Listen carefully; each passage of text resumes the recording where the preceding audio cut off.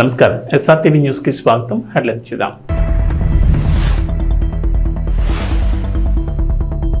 చంద్రబాబు సంచలన వ్యాఖ్యలు. 500, 200 నోట్లు రద్దు చేసి డిజిటల్ కరెన్సీ తీసుకురావాలని అభిప్రాయం వ్యక్తం చేసిన ముఖ్యమంత్రి.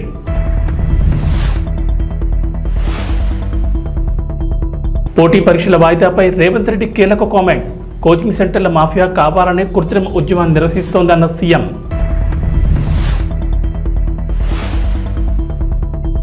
తెలంగాణకు కొత్త డీజీపీ, సీనియర్ ఐపీఎస్ జితేందర్కు ఛాన్స్.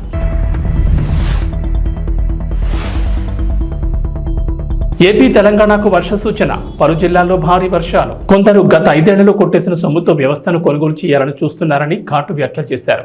ఇలాంటి వారి అవినీతిని అరికట్టాలంటే 500, 200 నోట్లు రద్దు చేసి డిజిటల్ కరెన్సీ తీసుకురావాలని అభిప్రాయాన్ని వ్యక్తం చేశారు. 500, 200 నోట్లు కూడా రద్దు చేయాలని, డిజిటల్ కరెన్సీని ప్రోత్సహించాలని బ్యాంకర్లతో చెప్పామన్నారు. కొందరు రాజకీయ ముసుగులో లూటీ చేసి ఇప్పుడు ఇష్టానుసారంగా మాట్లాడుతున్నారన్నారు ముఖ్యమంత్రి చంద్రబాబు. రాజకీయ ముసుగులో బెదిరిస్తే భయపడే ప్రసక్తే లేదన్నారు. నేరస్తులు, అవినీతి పరులు తప్పించుకోలేరన్నారు. గత ప్రభుత్వ పాలనలో అన్ని వ్యవస్థలను ధ్వంసం చేశారని, ఉచిత ఇసుక ఇస్తామని చెప్పి అమలు చేస్తున్నామన్నారు.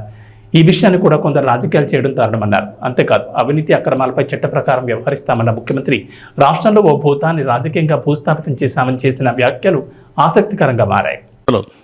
5 ఏళ్లు సంపాదించిన డబ్బులుంది, ఏ వ్యవస్థనైనా కొనే శక్తి ఉంది, ఆ వ్యవస్థను కొనే పరిస్థితికి వస్తారు. అందుకే మార్నింగ్ కూడా బ్యాంకర్స్ అని చెప్పాను, 200, 500 రూపాయలు రద్దు చేయండి, క్యాష్లెస్ విలేజెస్ ఉండేట్టుగా ఎక్కడ చూసినా డిజిటల్ కరెన్సీ ప్రమోట్ చేయండి మీరు అని చెప్పాం.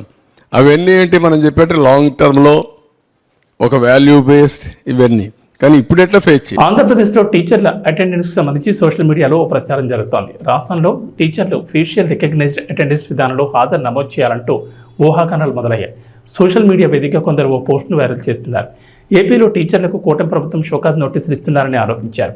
ఫేషియల్ రికగ్నైజ్డ్ అటెండెన్స్ విధానంలో హాజరు నమోదు చేయని టీచర్లపై చర్యలు తీసుకునేందుకు సమాయత్తం అవుతున్నట్లు ప్రచారం చేస్తున్నారు. ఫేషియల్ రికగ్నైజ్డ్ అటెండెన్స్ ఖచ్చితంగా కఠినంగా అమలు చేయాలని పాఠశాల విద్యాశాఖ అధికారులు ఆదేశాలు ఇచ్చారని కూటమి ప్రభుత్వంపై ఉపాధ్యాయులు మండిపడుతున్నట్లు ప్రచారం చేస్తున్నారు. ఈ సోషల్ మీడియా ప్రచారంపై ఏపీ ఫ్యాక్ట్ చెక్ టీం స్పందించింది. టీచర్ల అటెండెన్స్ సంబంధించి ఎటువంటి ఉత్తర్వులు ఇవ్వలేదు, ఇది అవాస్తవమని ఎక్స్ వేదికగా క్లారిటీ ఇచ్చింది. అలాగే టీడీపీ కూడా ఇదే అంశంపై స్పందించింది.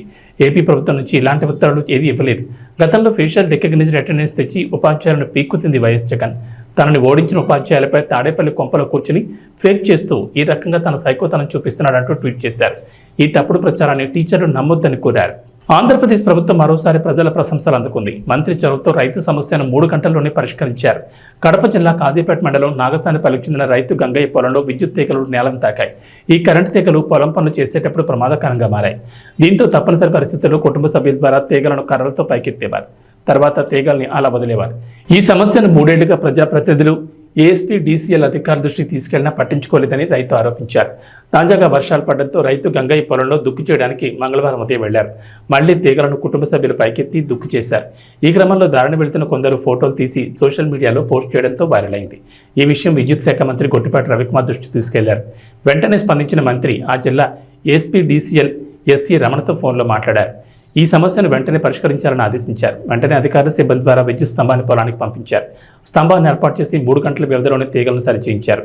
మంత్రి గొట్టిపాటి రవికుమార్ చూపించిన చొరవను చూసి రైతన్న ఆనందం వ్యక్తం చేశారు. తెలంగాణలో టీచర్ పోస్టులను భర్తీ చేసేందుకు ప్రభుత్వం చేపట్టిన డిఎస్సీని వాయిదా వేయాలంటూ పలువురు విద్యార్థులు ఆందోళన చేస్తున్న సంగతి తెలిసిందే. పోస్టుల సంఖ్య పెంచడంతో పాటు 3 నెలల పాటు డిఎస్సీని వాయిదా వేయాలని డిమాండ్ చేస్తున్నారు. ఈ మేరకు ఉస్మానియా విద్యార్థి సంఘాల ఆధ్వర్యంలో నిరుద్యోగులు ధర్నాలు చేస్తుండగా ప్రస్తుతం ఈ వ్యవహారం పొలిటికల్ టర్న్ తీసుకుంది. డిఎస్సీ వాయిదా వేసి తీరాల్సిందేనని బీఆర్ఎస్ వర్కింగ్ ప్రెసిడెంట్ కేటీఆర్ కూడా డిమాండ్ చేశారు. ఈ నేపథ్యంలో పోటీ పరీక్షల వాయిదాపై సీఎం రేవంత్ రెడ్డి కీలక కామెంట్స్ చేశారు. మంగళవారం మహబూబ్నగర్ సభలో మాట్లాడిన రేవంత్ పోటీ పరీక్షల వాయిదా డిమాండ్ వెనక కుట్ర కోణం దాగి ఉందన్నారు. పోటీ పరీక్షలు వాయిదా వేయించాలని, కోచింగ్ సెంటర్ల మాఫియా కావాలని కృత్రిమ ఉద్యమాన్ని నిర్వహిస్తుందన్నారు. 2-3 నెలల పాటు పోటీ పరీక్షలను వాయిదా వేయిస్తే 100 కోట్లకు పైగా ఫీజుల రూపంలో సంపాదించనే ఆలోచనతో పలు కోచింగ్ సెంటర్ల నిర్వాహకులు ఉన్నారన్నారు. అందుకే విద్యార్థులను ఉసుకొల్పి వారితో కృత్రిమ ఆందోళన చేయిస్తున్నారని విమర్శించారు. అడ్డుపడకుండా చేతనైతే సహకరించు, చేత కాకపోతే ఆ ఫామ్ హౌస్లో పడుకొని ఏడువు తప్ప ఇంకా కాళ్ళ కట్టెబెట్టాలని తండ్రి, కొడుకులు, మామ, అల్లుళ్ళు చూస్తున్నారు. పాతకాలం లాగా లేరు మా కార్యకర్తలు. ఎవడైనా ఈ ప్రభుత్వానికి కాళ్ళ కట్టెబెట్టాలని చూస్తే ఈపులు విమానమూతం అవుతాయని చెప్పి నేను ఈ సందర్భంగా చెప్పదలుచుకున్నా. తన దాకా వస్తే కానీ తెలియదు అన్నట్టుగా ఇవాళ కేసీఆర్ దాకా వస్తే కానీ కేసీఆర్కు తెలుస్తలేదు. ఇవాళ ఢిల్లీకి పోయి 4 రోజుల నుంచి హరీష్ రావు కేటీఆర్ మోడీ చుట్టూతా పిల్లి తిరిగినట్టు తిరుగుతున్నారు. ఏదో ఒకటి చెయ్యి మమ్మల్ని ఎట్లన్నా కాపాడు అని. కాంగ్రెస్ పార్టీ కార్యకర్తల్ని సతాయించినోడు ఎవడైనా లెక్క చెప్పాల్సిందే. ఇవాళ వంతు కేసీఆర్కి వచ్చింది అని చెప్పి నేను సందర్భంగా తెలియజేస్తున్నా. అందుకే మిత్రులారా, ఇవాళ ఈ వేదిక మీద నుంచి తెలంగాణ రాష్ట్రంలో ఉన్న నిరుద్యోగ యువకులకు నేను ఒక మాట చెప్పదలుచుకున్నా. 10 ఏళ్ళు ఆనాడు తెలంగాణ ఉద్యమంలో తెలంగాణ రాష్ట్రం కోసం కొట్లాడి 10 ఏళ్ళు తెలంగాణ రాష్ట్రం వచ్చినాక మీ ఉద్యోగాల కోసం ఉపాధి కోసం కొట్లాడిను. ఆ 20 ఏళ్లలో ఏ నియామకాలు జరగలేదు. కానీ కాంగ్రెస్ అధికారంలోకి వచ్చిన వెంటనే 90 రోజుల్లో 30,000 ఉద్యోగ ఖాళీలు భర్తీ చేసి నిరుద్యోగ యువకులకు ఉద్యోగాలు ఇచ్చింది కాంగ్రెస్ పార్టీ కాదా? మాకు తెలుసు ఆ బాధ ఏందో. ఉద్యోగాల కోసం పిల్లలు ఎట్లా కష్టపడుతున్నారో తెలుసు కాబట్టి 90 రోజుల్లో 30,000 ఉద్యోగాలు ఇచ్చినాం. ఇదే కాకుండా ప్రభుత్వ ఉద్యోగస్తులకు ఎప్పుడు జీతం వస్తుందో తెలియని పరిస్థితి నుంచి ప్రతి నెల 1వ తారీఖు నాడు ఇవాళ ప్రభుత్వ ఉద్యోగస్తులకు జీతభత్యాలు ఇచ్చే పరిస్థితి కాంగ్రెస్ పార్టీ తీసుకొచ్చింది. ఇదే కాదు, డిఎస్సి నోటిఫికేషన్ గ్రామాలలో, తండాలలో, గూడాలలో పేదోళ్ళ పిల్లలు చదువుకోవాలి, టీచర్ల నియామకాలు చేపట్టాలి అని డిఎస్సి నోటిఫికేషన్ ఇచ్చి 11,500 ఉద్యోగ ఖాళీలు భర్తీ చేయడానికి ఇవాళ పరీక్షలు పెడితే ప్రతి తలమాసినోడు వచ్చి డిఎస్సి పరీక్షను పోస్ట్ పోన్ చేయమంటారు. నేను అడగదలుచుకున్న ఈ వేదిక మీద నుంచి 10 ఏళ్ళ డిఎస్సి నోటిఫికేషన్ ఇయ్యనందుకే కదా పిల్లలు కొట్లాడింది, పరీక్షలు పెట్టమన్నది. 2022లో నోటిఫికేషన్ ఇస్తే ఇప్పటి వరకు పరీక్షలు జరగలేదు, పెట్టమనే కదా అన్నది. మనం క్యాలెండర్ డేట్ ప్రకారం ఇవాళ డిఎస్సి నోటిఫికేషన్ ఇచ్చి పరీక్షలు పెడుతుంటే కొంతమంది టీఆర్ఎస్ సన్నాసులు పరీక్షలు రాయనోళ్లను, చదువు రానోళ్లను ఇవాళ ప్రభుత్వం పరీక్షలు వేయాలంటారు. గ్రూప్ 1 పరీక్షలు వాయిదాలు వేయాలంటారు. 2022లో ఆనాడు 1:50 లాగా నోటిఫికేషన్ ఇచ్చి పరీక్షలు పెట్టాలనుకున్నారు. పెట్టిన పరీక్షల ప్రశ్న పత్రాలు జిరాక్స్ సెంటర్లలో ఎక్కడ పడితే అక్కడ చౌరస్తాలలో పల్లి బఠానీలు అమ్మినట్టు అమ్మితే పరీక్షలు రద్దయిపోయినాయి. మనం వచ్చిన వెంబడే గ్రూప్ 1కు నోటిఫికేషన్ ఇచ్చి ప్రిలిమినరీ ఎగ్జామ్స్ మొత్తం నిర్వహించి సరైన సమయంలో 4 లక్షల మంది విద్యార్థులు పరీక్షలకు అప్లికేషన్లు పెట్టి 3 లక్షల మంది పరీక్షలు రాసి నిన్నగాక మొన్న 31,000 మందిని ఈ పరీక్షలకు పాస్ చేసి గ్రూప్ 1లో ప్రిలిమినరీ రిజల్ట్స్ ఇచ్చినాం. ఇప్పుడు మెయిన్ ఎగ్జామ్స్ మనం పెట్టాలంటే 1:50 కాదు 1:100 విలువ అంటారు. అంటే ఒక ఉద్యోగం ఉంటే 50 మందిని ప్రాథమిక పరీక్షలలో పాస్ చేసి మెయిన్ ఎగ్జామ్స్కు పిలుస్తామని చెప్పినాం. సగం దూరం వచ్చినాక ఇప్పుడు 50 కాదు 100 మందిని పిలువ అంటున్నాం. ఏందయ్యా ఈ దొంగన కొడుకుల ఆలోచన అంటే 1:100 పిలువంగానే కోర్టు స్టే ఇస్తుంది, పరీక్షలు రద్దు చేస్తుంది. నువ్వు నోటిఫికేషన్ల 1:50 ఇచ్చి పరీక్షలు అయిపోయినాక 1:100 ఎట్లా పిలుస్తావు? ఒక ఉద్యోగానికి 50 బదులు ఒక ఉద్యోగానికి 100 మందిని ఎట్లా పిలుస్తావు? అది తప్పు అని కోర్టు పరీక్షల్ని రద్దు చేస్తుంది. మళ్ళీ మొదటి నుంచి మొదలు పెడితే మళ్ళీ ఏడాది పోతుంది. 2011లో నోటిఫికేషన్ గ్రూప్ 1 ఇస్తే ఇప్పటి వరకు 13 ఏళ్ళలో ఇంతవరకు పరీక్షలు జరగలే, నియామకాలు చేయలే. వయసులో ఉన్న పిల్లగాడు మధ్య వయసుకు వచ్చాడు, పెళ్ళైనోనికి పిల్లలు అయిన వాళ్ళ పిల్లలు బడికి పోతున్నారు, పరీక్షలు మాత్రం పూర్తి కాలే. నేను ఏదైనా చేసి డిసెంబర్ లోపల పరీక్షలు చేసి దాదాపుగా 1000 మంది గ్రూప్ 1 ఆఫీసర్లను తెలంగాణ రాష్ట్ర నిర్మాణంలో ఫలితాలు ఇచ్చి వాళ్ళను అధికారులను చేయాలని నేను చూస్తుంటే ఈ దొంగలంతా గూడు పుటాని చేసి ఆ పరీక్షలు పోస్ట్ పోన్ చేయమంటారు. ఇట్లనే గ్రూప్ 2 కూడా, అట్లనే గ్రూప్ 3 కూడా, దానికి ఒక 5 లక్షల మంది, దీనికి ఒక 5 లక్షల మంది పరీక్షలకు ఈరోజు హాజరుగానికి అప్లికేషన్లు పెట్టుకోరు. తెలంగాణలో ఎన్నికల హడావుడి ముగియడంతో పాలనపై సీఎం రేవంత్ రెడ్డి దృష్టి పెట్టారు. ఇందులో భాగంగా పలువురు ఐఏఎస్, ఐపీఎస్ అధికారుల బదిలీలను చేపట్టారు. ఇప్పటికే పలు శాఖలకు కొత్త చీఫ్ సెక్రటరీని నియమించారు. తాజాగా రాష్ట్రానికి కొత్త డీజీపీని నియమించేందుకు రెడీ అయినట్లు తెలిసింది. అసెంబ్లీ ఎన్నికల రిజల్ట్స్ వరకు తెలంగాణ డీజీపీగా అంజన్ కుమార్ ఉండగా క్రమశిక్షణ చర్యల్లో భాగంగా ఆయన స్థానంలో రవి గుప్తాను కేంద్ర ఎన్నికల సంఘం డీజీపీగా నియమించింది. ప్రస్తుతం రవి గుప్తానే రాష్ట్ర డీజీపీగా కొనసాగుతుండగా ఆయన స్థానంలో సీనియర్ ఐపీఎస్ అధికారి జితేందర్ను డీజీపీగా నియమించారని సీఎం రేవంత్ రెడ్డి భావిస్తున్నారట. ఇప్పటికే సీఎం రేవంత్ నిర్ణయం తీసుకోగా నేడు అధికారికంగా ఉత్తర్వులు వెలువడే ఛాన్స్ ఉంది. డీజీపీతో పాటు పలువురు సీనియర్ ఐపీఎస్లు కూడా నేడు స్థానచలనం ఉంటుందని వార్తలు వినిపిస్తున్నాయి. ఇక జితేందర్ ఐపీఎస్ విషయానికి వస్తే ఆయన స్వస్థలం పంజాబ్లోని జలంధర్. సామాన్య రైతు కుటుంబంలో జన్మించిన జితేందర్ 1992 ఐపీఎస్ బ్యాచ్ అధికారి. శిక్షణ తర్వాత ఏపీ క్యాడర్కి ఎంపికైన జితేందర్ మొదటి పోస్టింగ్లో నిర్మల్ ఏఎస్పీగా పనిచేశారు. ఆ తర్వాత బెల్లంపల్లి అదనపు ఎస్పీగా విధులు నిర్వర్తించారు.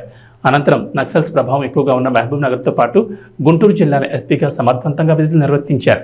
అనంతరం డిప్యూటేషన్పై ఢిల్లీ సిబిఐలో 2004-2006 వరకు గ్రేహాన్స్లో విధులు నిర్వహించారు. ఆ తర్వాత డీఐజీగా ప్రమోషన్ పొంది విశాఖపట్నం రేంజ్ డీఐజీగా బాధ్యతలు చేపట్టారు.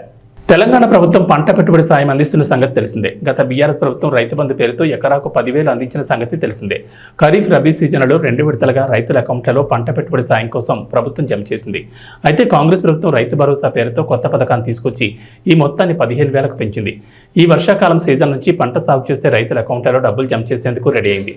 అందుకు కార్యాచరణ కూడా రూపొందించింది. ఈ నేపథ్యంలో రేవంత్ సర్కార్ కీలక నిర్ణయం తీసుకుంది. పథకం అమలు కోసం విధి విధానాల రూపకల్పనకు వేగంగా అడుగులు వేస్తోంది. అందులో భాగంగా అప్పటికే ఈ పథకంపై మంత్రివర్గ ఉపసంఘాన్ని ఏర్పాటు చేశారు. తాజాగా హైదరాబాద్ మినహా మిగిలిన ఉమ్మడి జిల్లాల వారీగా ప్రత్యేక వర్క్షాప్ నిర్వహించేందుకు మంత్రివర్గ ఉపసంఘం రెడీ అయింది.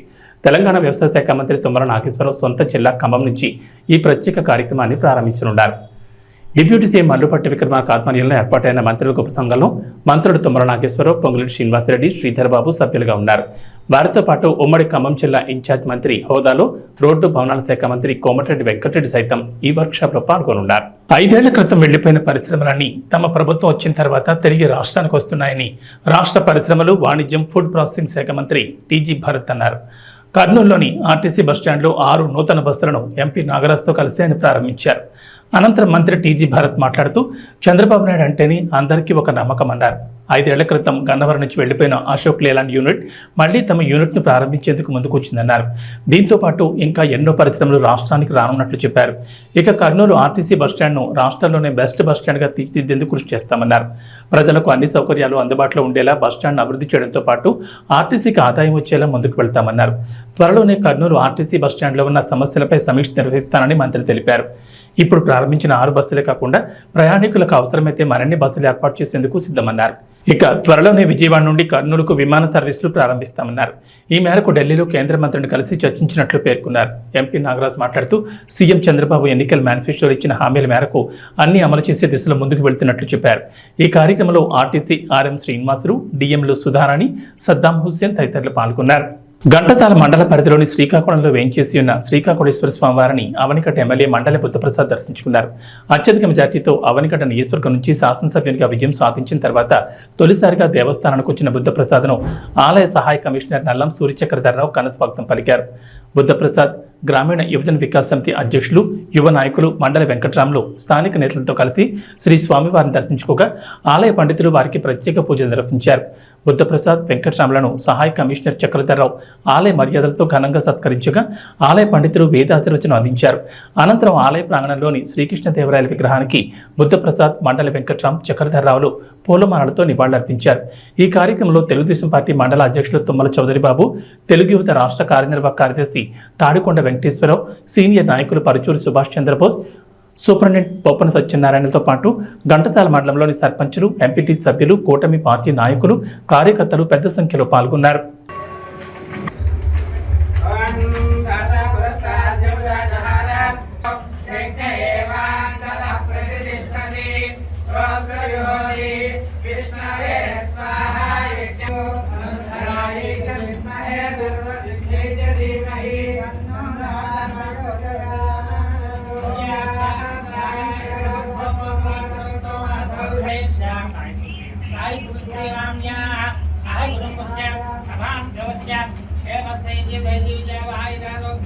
ఐశ్వర్య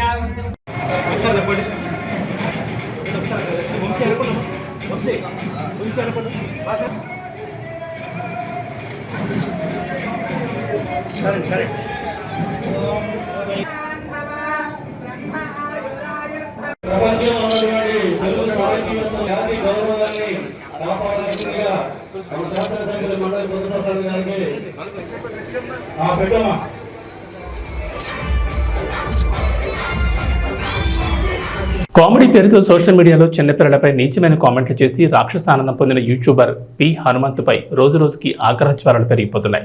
ఇప్పటికే ఈ వివాదంపై హీరోలు సాయిధరం తేజ్, అడవిశేష్, నారా రోహిత్, మంచు మనోజ్, విశ్వక్షణ్, సుధీర్ బాబు, కార్తికేయ వంటి వారు రియాక్ట్ అయ్యారు. సోషల్ మీడియాలో వీరు చేసిన యుద్ధానికి ప్రభుత్వాలు కూడా స్పందించి సదరు యూట్యూబర్లపై చర్యలకు ఆదేశించాయి. అయితే తాజాగా ఈ ఘటనపై మంచు లక్ష్మి కూడా ఫైర్ అయ్యారు. మంచు లక్ష్మి ప్రధాన పాత్రలో నటించిన ఆదిపర్వం సినిమా ఈవెంట్లో ఓ రిపోర్టర్ అడిగిన ప్రశ్నకి మంచు లక్ష్మి రియాక్ట్ అయ్యారు. హనుమంత్ అనే యూట్యూబర్ చైల్డ్ అబ్యూజ్ చేసిన కాంట్రవర్సీ నడుస్తుంది కదా, దానిపై మంచు మనోజ్ కూడా ఫైట్ చేస్తున్నారు. దీనిపై మీరు ఏమంటారని రిపోర్టర్ ప్రశ్నించారు. దీనికి మంచు లక్ష్మి ఘాటుగా బదులిచ్చారు. చైల్డ్ అబ్యూజ్ చేసిన వాడని అడ్డంగా నరకాలన్న ఉద్దేశం, నడి రోడ్డు మీద వాళ్ళని నరికేయాలంటూ లక్ష్మి అన్నారు. ఈ కామెంట్స్ ప్రస్తుతం సోషల్ మీడియాలో వైరల్ అవుతున్నాయి. డార్క్ కామెడీ పేరుతో ఆడవాళ్లు పిల్లలపై నీచమైన కామెంట్లు చేస్తూ వాటిని సోషల్ మీడియాలో అప్లోడ్ చేస్తున్నారు పి హనుమంతు లాంటి యూట్యూబర్లు. వీరిపై చర్యలు తీసుకోవాలంటూ నెటిజన్లు కూడా పెద్ద ఎత్తున డిమాండ్ చేస్తున్నారు. దీంతో అటు ఏపీ ఇటు తెలంగాణ ప్రభుత్వాలు ఇప్పటికే ఈ వివాదంపై స్పందించాయి. వీరిపై ఫోక్సో చట్టం కింద కూడా చర్యలు తీసుకుంటామని తెలిపాయి. పద్మంతు అనే కాంట్రవర్సీ ఒకటి నడుస్తుంది. పద్మంతు అని కాంట్రవర్సీ ఒకటి నడుస్తుంది. మన మనోజ్ గారు కూడా దాని మీద పెద్ద ఫైట్ చేస్తున్నారు. ఒక చిన్న పాపని అబ్యూజ్ చేసి చైల్డ్ అబ్యూజ్ ట్రోలర్స్ రోస్టర్స్ అని చెప్పేసి పద్మంతు అనే ఒక ఛానల్ వాళ్ళు, మన మనోజ్ గారు కూడా దాని మీద చాలా సీరియస్ గా ఫైట్ చేస్తున్నారు. చైల్డ్ అబ్యూస్ చేసిన వాళ్ళని అడ్డంగా నరకాలని నా ఉద్దేశం, నది రోడ్డు మీద నరకాలని నా ఉద్దేశం. జింబాబ్వే పర్యటనలో ఆడిన తొలి టీ20 మ్యాచ్లో అనూహ్యంగా తడబడి ఓటమి పాలైన భారత్ రెండో మ్యాచ్లో బలంగా పుంజుకుంది. పరుగుల వరద పారించి 100 పరుగుల తేడాతో విక్టరీ నమోదు చేసింది. ఛాంపియన్ ఆట తీరుతో పత్తికోన జింబాబ్వేను మట్టి కనిపించింది. ఈ నేపథ్యంలో 2 రోజుల విరామం తర్వాత మూడో టీ20 మ్యాచ్కు సిద్ధమైంది. నేడు హరారే వేదికగా సాయంత్రం 4:30 మ్యాచ్ ప్రారంభం కానుంది. తొలి 2 మ్యాచ్లకు దూరమైన యశస్వి జైస్వాల్, సంజు శాంసన్, శివం దుబేలు జట్టులోకి రావడంతో టీమిండియా మరింత బలంగా తయారైంది. అయితే వీరి కోసం ఎవరిని పక్కన పెడతారు అనేది ఆసక్తికరంగా మారింది. తన అంతర్జాతీయ కెరీర్లో ఆడిన 2వ మ్యాచ్లోనే సెంచరీ కొట్టిన యువ ప్లేయర్ అభిషేక్ శర్మ సత్తా చాటాడు. అయితే ప్రస్తుతం జట్టులోకి యశస్వి జైస్వాల్ చేరడంతో అభిషేక్ తుది జట్టులో ఉంటాడా లేదా అన్నది ఆసక్తికరంగా మారింది. ఓపెనర్గా గిల్ రావడం దాదాపు ఖాయం. మరో ప్లేస్ కోసం అభిషేక్ జైస్వాల్ మధ్య పోటీ నెలకొంది. కానీ ఓపెనర్గా జైస్వాల్కు మంచి రికార్డు ఉంది.